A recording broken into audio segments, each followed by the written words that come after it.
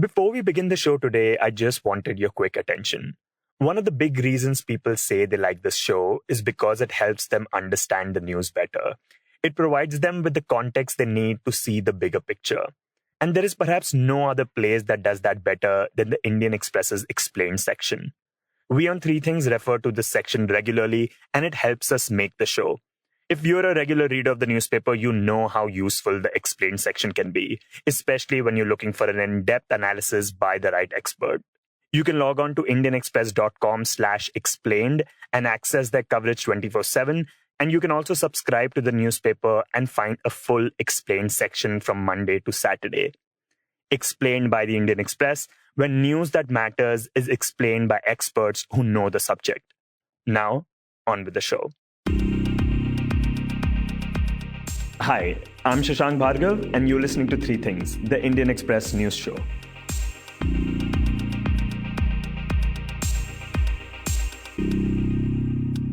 In today's episode, we will talk about Covaxin, which is India's first vaccine candidate to get approval for human trials.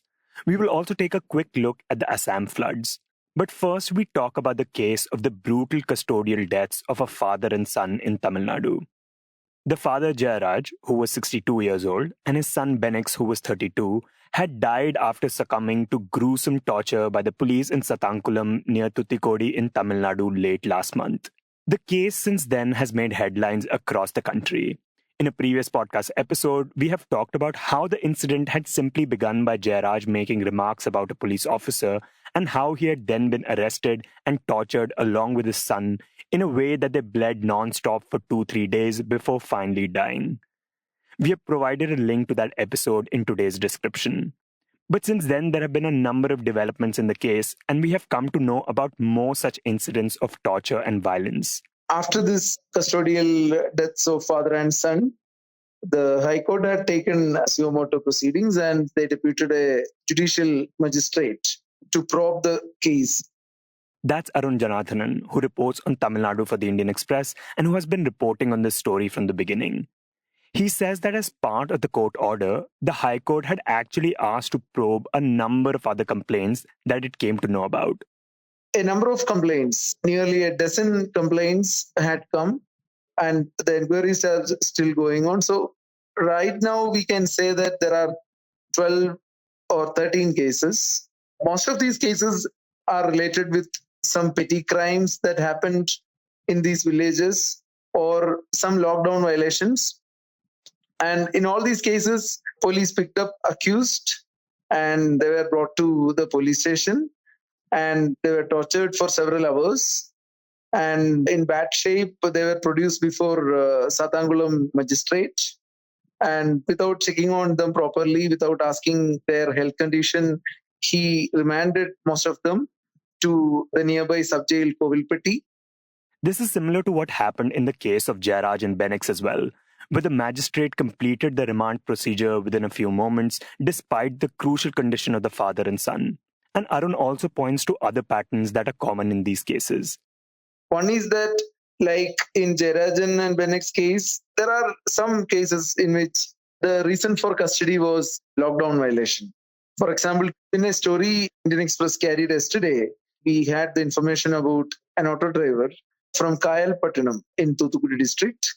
He was picked up in the second week of June for a minor lockdown violation. The violation was that while driving the auto rickshaw, he was not wearing a mask and was smoking a bidi. He said that when he saw 2 lady police constables, he threw the bidi, but yet his vehicle was stopped and he was later taken into custody. He was tortured for some 5-6 hours in the station, and that had injured his kidney. So later he went to a private hospital. From there, he was referred to a government hospital in Thoothukudi for advanced treatment. But when he was to be taken to the government hospital, Thoothukudi, the inspector from the police station, in fact, this particular case happened in a nearby police station, not in Satangulam. So an inspector came and he stopped the ambulance. He asked the victim to get discharged and go home. He was not allowed to go for advanced treatment. After that, his condition became worse. He was then taken to a hospital again, and he is currently undergoing dialysis. His condition right now is critical. In another case, we reported of a 28-year-old youth. He was picked up because his elder brother was the friend of a murder suspect, and elder brother was hiding. So the police thought that if they pick up the younger brother, then the elder brother will come and surrender. This youth was then taken into custody and tortured for 2 days at the same Satankulam police station where the father and son had died. And this boy was released the second day night. He walked all the way home and he was crying for the next 10 days at home due to severe pain from the torture. And his condition was very bad. He had a minor stroke in between. So he was taken to Thuthukudi Government Hospital on June 10th. On June 13th, he died. So this one of the accused in the father and son's murder, Raghu Ganesh, he allegedly went to this hospital and he conveyed the message to the family that they should not go for postmortem. He said that if they go for postmortem, then they will face charges on his elder brother, who was a suspect, and his wife also. The mother of the boy agreed to this. They took the body without postmortem and then buried the boy. In these cases, there are also similar patterns when it comes to injuries. If you look at the kind of torture methods, you can see that there are half a dozen cases where patients with very serious wounds on their buttock.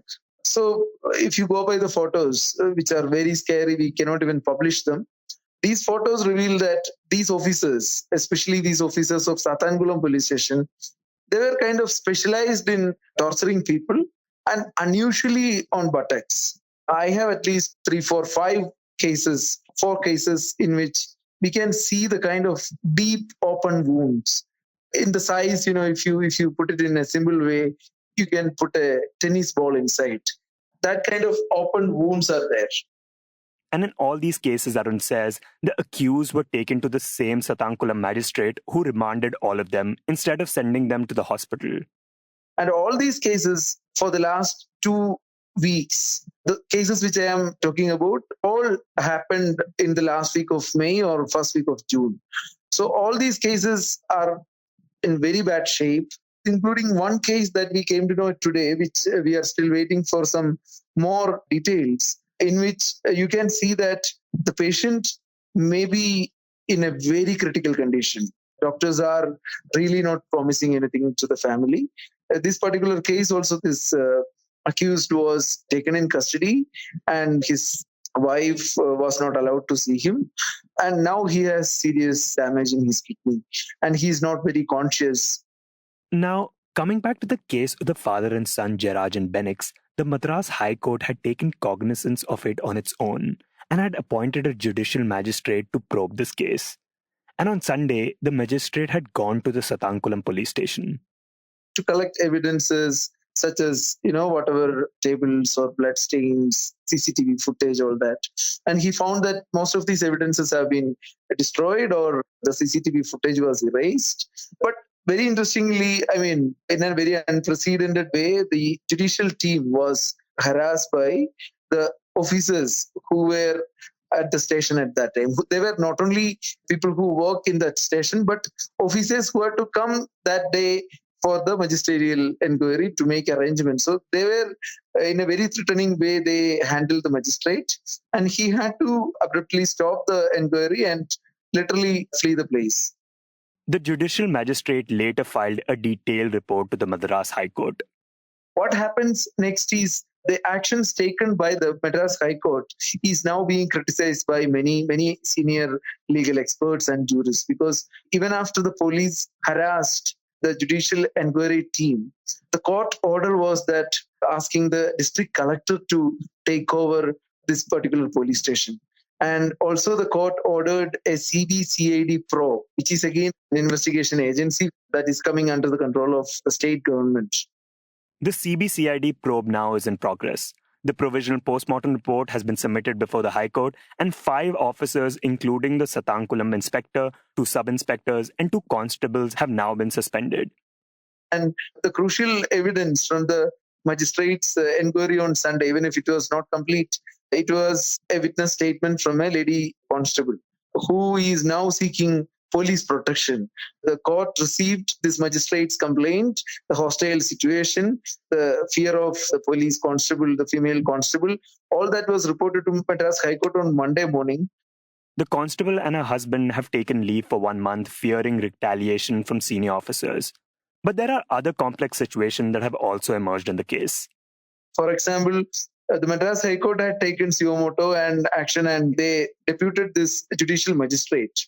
But the family lawyers, the victim family of the father and son, they feel that the judicial inquiry order from the Madras High Court was kind of a setback for them because the family was not implicated in the case.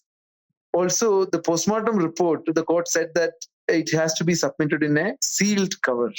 So these are some common incidents that happens where the eventual result will be that the family will not get the postmortem report anytime soon. So that also will kind of delay the probe, or it will favor the culprits.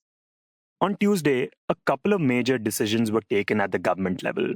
This included transferring the Thoothukudi SP and IG South Zone, who was due to retire that day. The two new officers have now been appointed in their place, but their records are not clean either. So the problem with these two officers was that both of them are facing serious charges. The new Thoothukudi SP is an accused in a Gutka scam, which was all about the pan masala.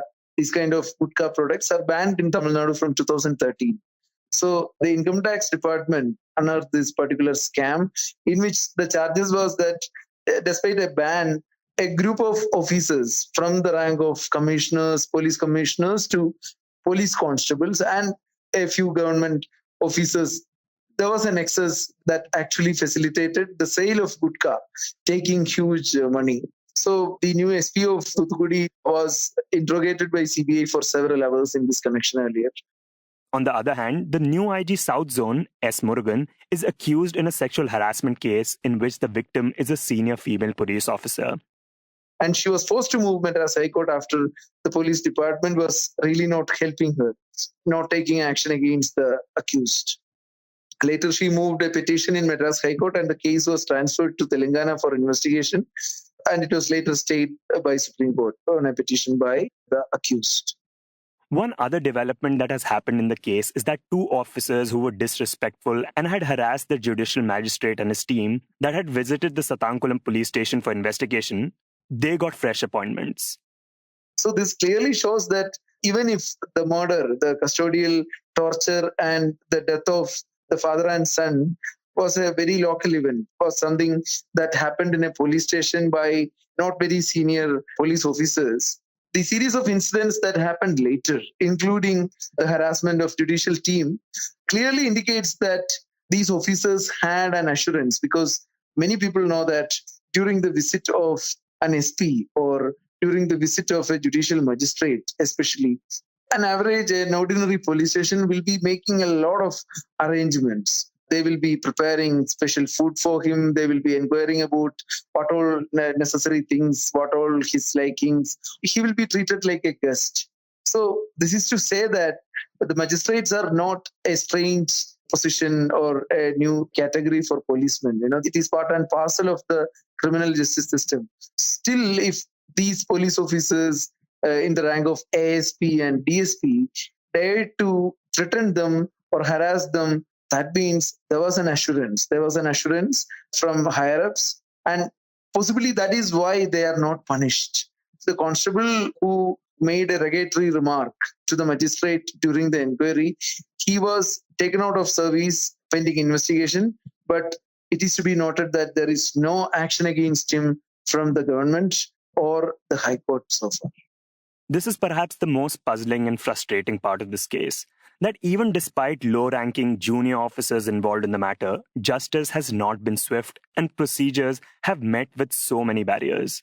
Because in a natural situation, if there were an SP rank or an IG rank officer was involved in a custodial death or a similar crime, or officers belongs to a majority community, an influential community, for example, in Tamil Nadu, if sub-inspectors were Taivars from Taivar community or Nadar or Gounder community, then there was a reason to assume that maybe the government doesn't want to take action against them for whatever vote bank politics or whatever reasons, the usual political equations. But in this case, it is very interesting that these two inspectors and others who are part of the crime, they do not belong to any influential, socially and politically influential communities. They are not senior officers. They are not people who come from a very influential family, or they are not children of any minister or nothing. In spite of all that, the government did not want to arrest them, despite having a lot of evidences and a brutal murder that has happened. That, especially more importantly, the father and son are the victims. Arun says that one reason could be the crisis in decision making that the Tamil Nadu government is facing at this point. Because after the former Chief Minister Jayalalitha's death, there is a serious political vacuum where the current leaders, maybe they are not able to take decisions on their own. They may be waiting for advices. So the decision making skills, taking political decisions on their own. And also we can see that this is actually destroying the trust of people in the police system, even if there are a lot of good officers. The other reason Arun says, which perhaps is more concerning, is that the region in which this incident took place, the AIDMK doesn't have a major political interest there. Because the majority community there, Nadas, and this particular seat, this particular Thuthukudi region is more than ADMK, it is DMK's turf. So all these reasons may have played.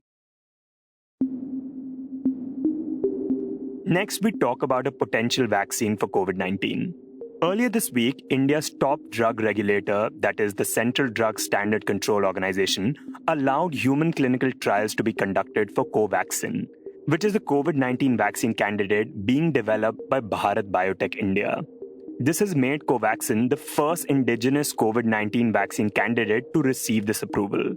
In this segment, we talk to Prabha Raghavan, who reports on pharma and healthcare for the Indian Express about it. And she first talks about the company that developed Covaxin. So there is this Hyderabad-based company called Bharat Biotech, which we've constantly heard of, and I'm pretty sure everyone's heard of it at some point or the other, because it's this vaccine maker that has been in the news for working on vaccines for Ebola, for Zika, for H1N1 in the past. And so, whenever there is an outbreak and we're trying to figure out, okay, is there a vaccine that can be developed against a particular virus or a new virus that's come out, constantly we do see Bharat Biotech coming in the news. This time, the company tied up with the Indian Council of Medical Research's National Institute of Virology, or NIV, which is based in Pune. And Prabha says that the way they developed this vaccine was that first, NIV isolated a strain of the virus from an asymptomatic patient that had COVID-19. She explains what that involves. It's basically where you have to make sure that you have a clean copy of the virus for people to replicate and work on, whether you're making a vaccine or whether you're using it for any kinds of tests. You basically take samples from patients and you use that to make sure that you have a sequence of the virus that matches the sequence of the virus that has been isolated, across the world, so that you know that what you have with you is the actual virus. Because if you're going to make a vaccine and don't have the right strain of the virus, you may as well be wasting a lot of money. So NIV and around May had isolated a strain of the virus, ensured they had a clean copy of it, and then they transferred that to Bharat Biotech's. And Bharat Biotech, in its high containment facility in Hyderabad, worked on making something known as an inactivated vaccine, which basically uses a dead version or a dead strain of the virus. So you kill the virus, and that's basically what you'd be injecting in patients. That's basically how it was developed. The reason that they're using an inactivated vaccine, according to Bharat Biotech, is that, there's no potential for the virus then to replicate and infect patients that don't have it. Because, when you are using vaccines, that is usually to inoculate patients or inoculate people against the virus so that you don't end up actually getting it. So before Bharat Biotech reached the stage that it has now, it used certain dosages of this inactivated vaccine in animal testing. So they used that in mice, rats, rabbits to see whether it would be safe to use this in humans. And the development that we're talking about right now is the fact that they've announced that they've been given approval to conduct human trials, which is the next step after you do these animal trials. And although reaching the human trial phase is a big development, there are many other stages to go before a vaccine can finally be developed. The first part is the preclinical stage, which is where the animal testing takes place.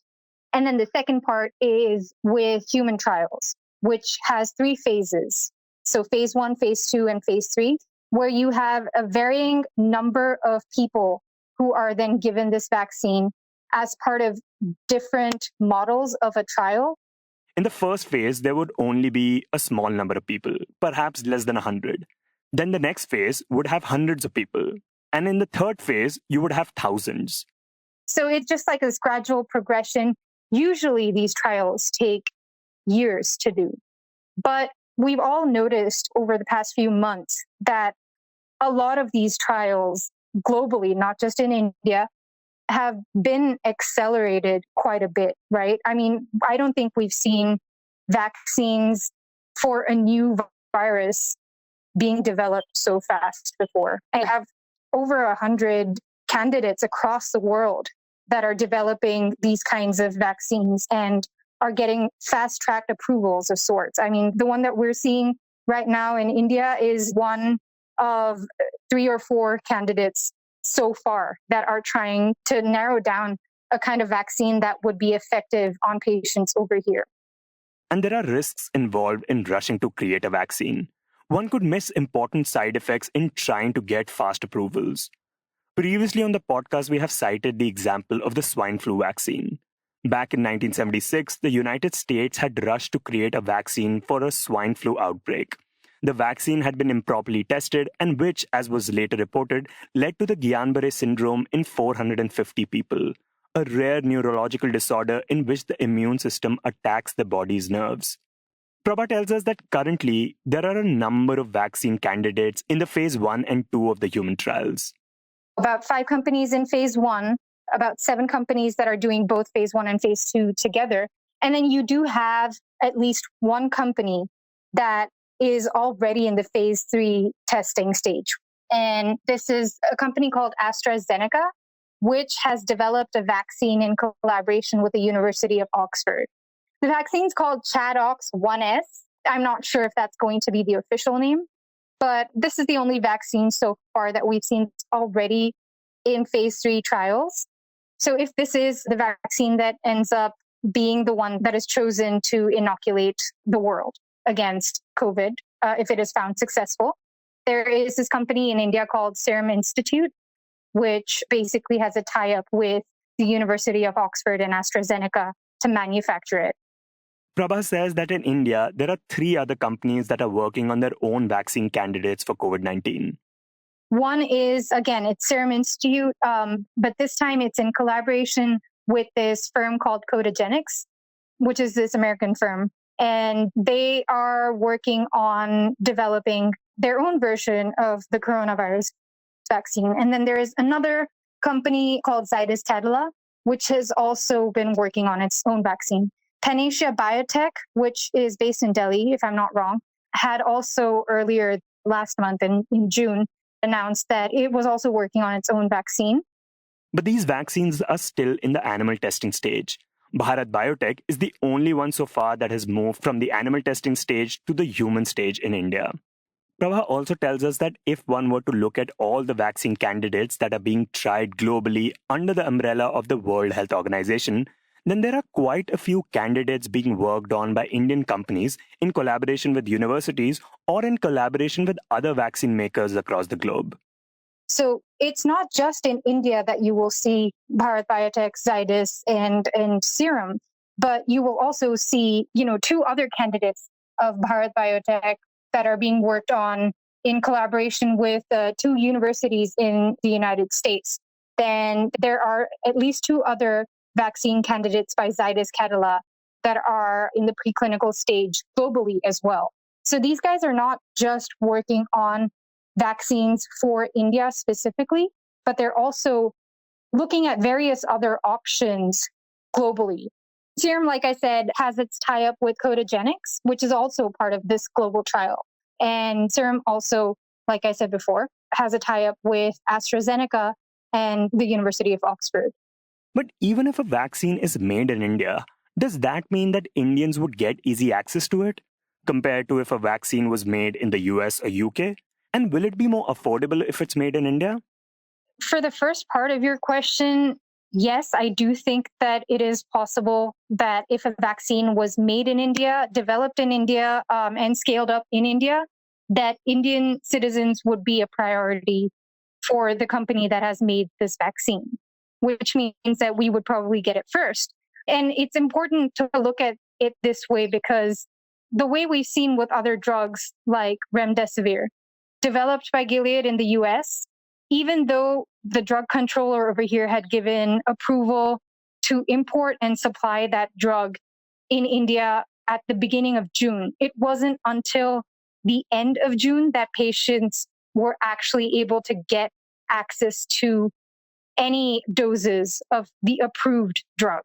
So there was quite a struggle to get access to that. And that's also because not every company has the capacity to manufacture at such a large scale, right? And I think the thought process over here is that companies in India, apart from China, hopefully have that ability to scale up production and supply not just to India, but the world. Though as far as affordability is concerned, Prabha says that it might be too soon to estimate how much a vaccine might eventually be priced at. Because we're just at the beginning of clinical trials on humans at this point. We don't know how much money is being spent overall by these companies in developing these vaccines, in conducting these trials, how much of their cost they would want to recover from scaling up production over here. Will they be able to scale up in such a way that they will be able to price it very cheaply is something that is yet to be seen. Above all else, I think the only vaccine candidate right now that everyone's really, really looking at is that collaboration between the University of Oxford and AstraZeneca, because that's the only one so far that's already in phase 3. There's another one by Moderna, which is also close to starting phase 3 trials. And when we look at Bharat Biotech's vaccine over here, it's just entered phase 1 and 2 clinical trials. So there's still like a long way to go. And in the end, we talk about Assam that has been reeling with the disastrous annual floods. Yesterday, according to the Assam State Disaster Management Authority, 6 people lost their lives while 1 person died in a landslide. As per the authority, nearly 15 lakh people were affected in over 2,000 villages. The accumulative death toll stands at 33 this year, and over 25,000 people were lodged in different relief camps across the state. Officials say that now the overall trend is improving and the waters are receding because the rains have lessened. As per the Central Water Commission yesterday, a reduction in rainfall has led to slow fall in the level of most rivers.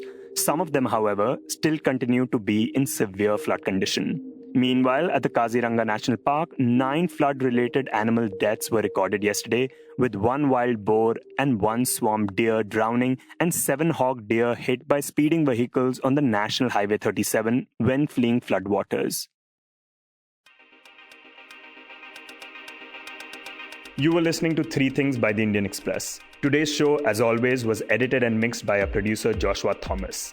If you like the show, then do subscribe to us wherever you get your podcasts. You can also recommend the show to someone you think will like it. Share it with a friend or someone in your family. It's the best way for people to get to know about us.